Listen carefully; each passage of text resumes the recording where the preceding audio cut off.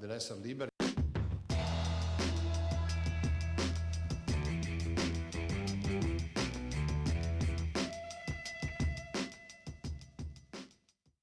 Sabato 28 marzo, San Cirillo. È l'88° giorno dall'inizio dell'anno, ne mancano 278 al termine.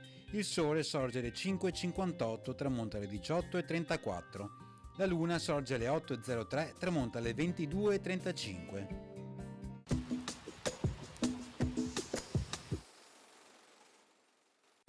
Lorenzo Lotto consegna ai frati della chiesa dei Santi Giovanni e Paolo il dipinto raffigurante Sant'Antonino, superbo capolavoro in cui si avverte un sensibile anticipo della pittura moderna. Il pittore rinuncia a gran parte del compenso pattuito, lasciandolo ai frati domenicani perché, alla sua morte, provvedono ai funerali e a dargli cristiana sepoltura in abito da frate nel loro convento.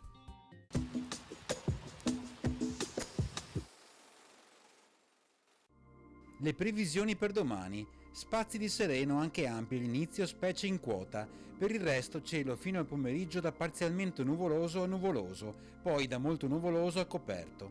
Precipitazioni nelle prime ore assenti e poi probabilità in aumento nel pomeriggio fino a bassa in montagna e nulla o molto bassa altrove.